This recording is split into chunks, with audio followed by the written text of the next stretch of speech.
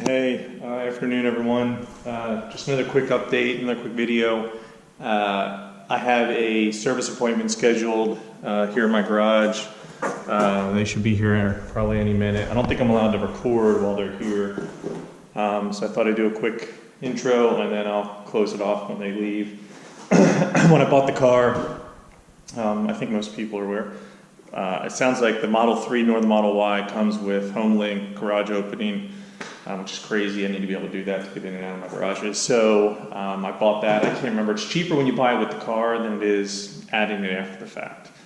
You save like 50 or 75 bucks or something, I think. So anyway, I bought that. They basically send you a little box. They tell you not to open it because installation is included when you buy it. And if you open the box, it voids the installation. I'm debating what's even in here. I don't know if it's actually a piece of hardware or if it's literally a little card that says, go ahead and update the software. I'm guessing it's all software related, but I could be wrong. Anyway, the box is here.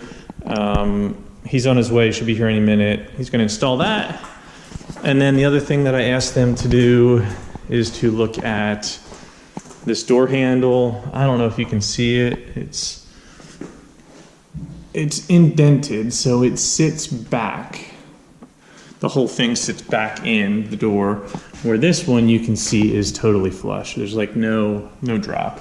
So I don't know what if they're gonna be able to fix that or not. I think they will. But anyway, that's it. So I don't expect it to be a long appointment, but they should be here soon.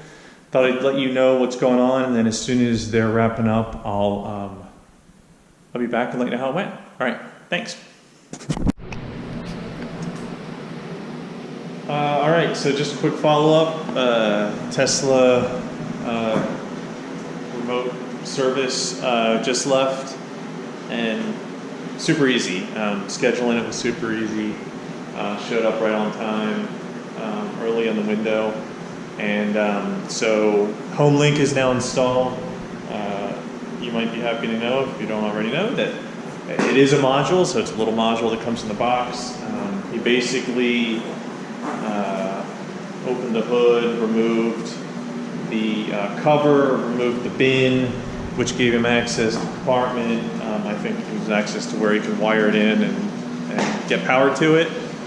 And hooked it up, put it back together, probably all within 15-20 minutes.